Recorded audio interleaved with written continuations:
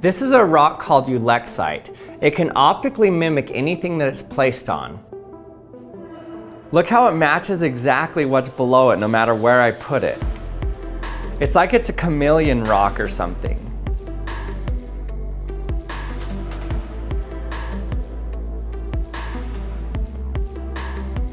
It looks different than something that's transparent like this glass cube here. Notice that with the glass cube you can easily see that there's a stone below it that's shining through the glass. But with the ulexite it's different. The image is actually coming from the surface of the stone. The stone inherits whatever image it's placed on, almost like it's a screen displaying what's below it. Look how weird this looks on the carpet. It looks like it's really thin. Whereas compared to glass, you can tell there's a material on top of it kind of squishing the carpet. It doesn't look the same. It's like we're watching a screen displaying the footage from a camera being pressed against the material. And for that reason, people call ulexite television stone. For example, look how cool it looks when I set it on my phone. It's as though the stone is now a TV screen, but really it's just displaying what's below it. This is so cool because it transfers the image to the top of the stone. It makes it look like the stone has no thickness, like I just put a thin plastic sheet in front of my phone, but it's actually really thick. Well, if you look at the side of the ulexite, you'll see that it looks like there are a bunch of tiny hair-like fibers. These fibers act like tiny little fiber optic cables. So the light that you see on the surface of the stone was actually carried through these fibers, which act like tiny little pixels.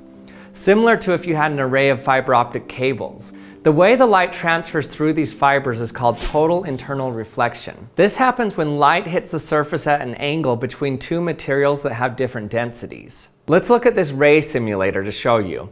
I'll put some glass on the bottom and air on the top. Notice that as I have this single ray of light aimed straight up, it just exits the glass. But notice there's a tiny little bit of light that gets reflected.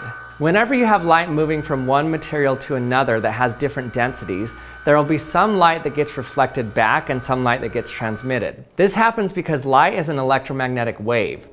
When a wave is moving through a material that suddenly has a different density, it partially acts like a boundary that it bounces off of. You can see these waves bouncing with any wave. For example, if I take this slinky, I can wiggle it and make a wave move down the slinky.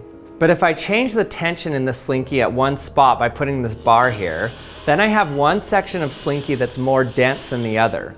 So if I make a wave move down it, you can see that some of the wave passes through the boundary and some gets reflected. That's what happens with light too. With the light, the amount that gets reflected is very dependent on the angle the light shined. Notice that as I change the angle, suddenly the light doesn't ever exit the glass and it's 100% reflected. This angle where it suddenly gets 100% reflected is called the critical angle. You can see it easily with this glass cube and a laser here. If the angle's too great, then most of the light exits the glass. But if you get too shallow, suddenly it just reflects like a mirror. The ulexite just has a bunch of long tubes of high density crystals similar to glass fiber optic cables. So the light just bounces through the tubes and exits. Because the tubes are so tiny and packed together, we can see a picture that's pretty clear. If they were bigger, we wouldn't see a clear picture. The ability for ulexite to transfer an image from the top to the bottom has been known since its discovery around 1840, but no one really looked into how it worked.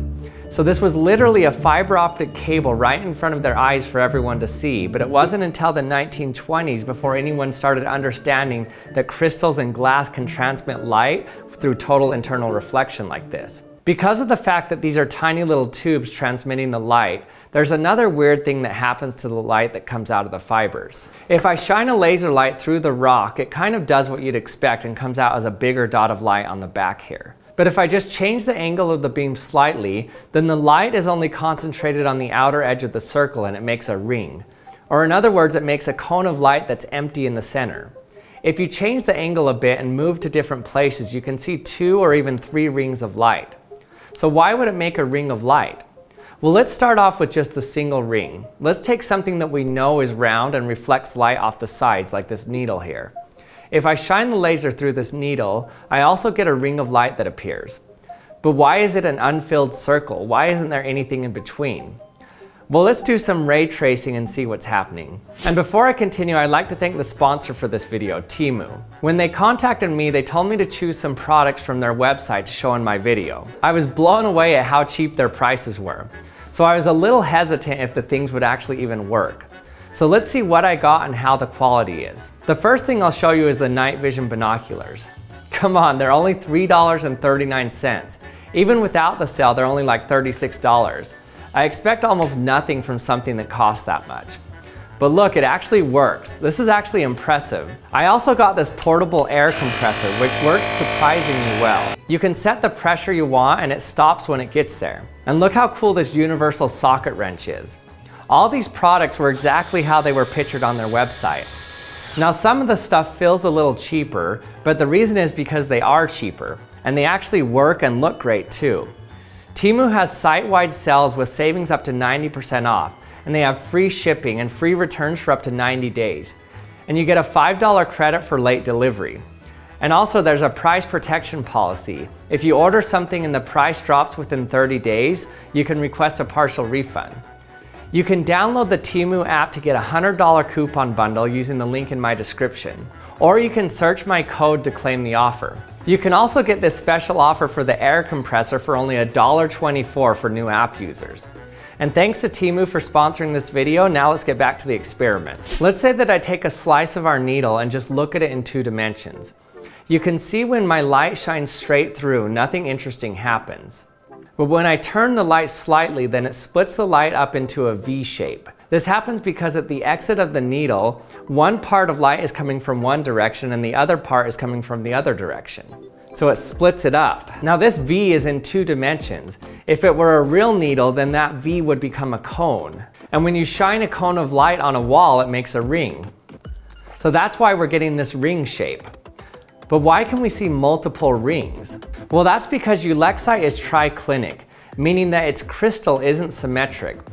If you look at its crystal lattice, A doesn't equal B and B doesn't equal C. This makes the crystal actually have 3 different refractive indices. So when you shine light through the crystal, it gets split up into rays of light that are fast, meaning it took the path that had the lowest refractive index, and then slow light that took the path that had the highest refractive index. Because of these different refractive indices, it bends the light slightly different when it exits the tubes. So the angles aren't the same, so the cones are split up into fast and slow light. You can even see these rings when you look through the stone as well.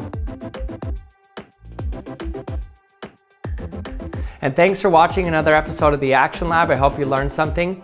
If you haven't subscribed to my channel yet, remember to hit that subscribe button and we'll see you next time.